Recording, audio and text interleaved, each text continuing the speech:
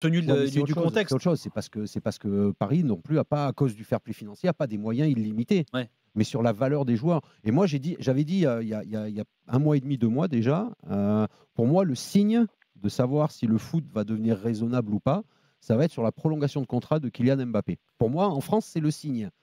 Si jamais ils le mettent aux hauteurs de, par exemple, de ce que gagne Neymar, ça voudra dire de toute façon que non, on n'aura rien appris de nos erreurs. Alors, ça serait au détriment des joueurs, bien sûr. Mais ça voudrait dire qu'on n'a pas appris de nos erreurs. Ouais, mais là, je vais te répondre ce qu'a dit Roland. Là, un Paris Saint-Germain, il n'y en a qu'un. C'est pareil, le PSG peut se permettre Non, mais de payer très cher un Kylian Mbappé, par exemple. mais regarde, ce sont des locomotives. Sans être sûr qu'il accepte. Voilà, oui, bien sûr, mais ce sont des locomotives. Regarde, aujourd'hui, comment t'expliques que des joueurs très moyens, qui avant étaient des transferts de l'ordre de 5 millions, maintenant sont vendus 20 millions? Pourquoi?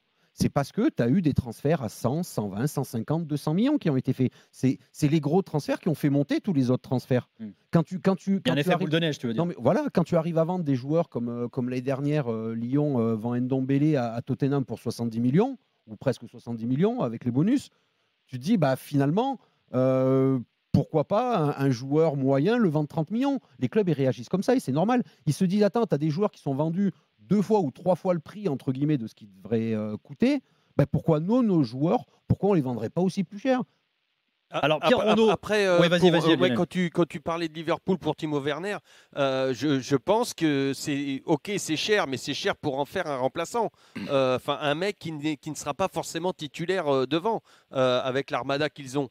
Donc c'est vrai que 60 millions c'est cher, mais pour un Timo Werner, pour un club qui a déjà un attaquant et qui veut le mettre en doublon, enfin en doublon, en doublette, pardon, pas en doublon mais en doublette, en rajouter un dans un 4-4-2 ou 4-1-3-2 par exemple, un Timo Werner à 60 millions, 24 ans, deuxième buteur de Bundesliga, pour moi ça me paraît pas excessif. Non, mais ça, c'était parce que Timo Werner, il a une clause libératoire. Donc lui, de toute façon, il peut la faire jouer, il partira pas à plus. Non, mais je vais vous lire juste la déclat d'Jürgen Klopp aujourd'hui sur Werner, justement. Il a dit « C'est plutôt calme en ce moment chez nous, c'est le cas de le dire. Toute entreprise normale dépend des revenus et là, on ne sait pas combien on va gagner. » C'est bien qu'il y a un motif économique. Oui, mais moi, ce que je veux dire, c'est que, tu vois, le foot, on dit c'est un business comme un autre. Moi, non, c'est pas un business comme un autre. Non, mais là, Pourquoi? ils vivent la crise comme les autres. Oui, ils sont impactés par la crise, bien sûr. Mais regarde, aujourd'hui, quand tu as des entreprises dans un certain secteur d'activité qui se tirent la bourre pour être le numéro 1 en Europe ou le numéro 1 au monde ou le numéro 1 en France, quand ils doivent acheter, quand ils doivent investir, ils investissent sur quoi? La plupart du temps, ils investissent sur des machines, sur, quand c'est, j'en sais rien, le secteur de l'aviation, ils vont acheter des avions, par exemple. Mais le football, c'est pas pareil. Tu as qu'un seul Timo Werner, tu n'en as pas deux.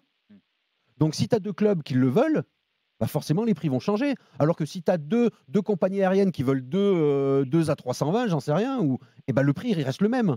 Et ils peuvent avoir les deux, chacun peut en avoir un. C'est pour ça que le foot en ça, c'est différent.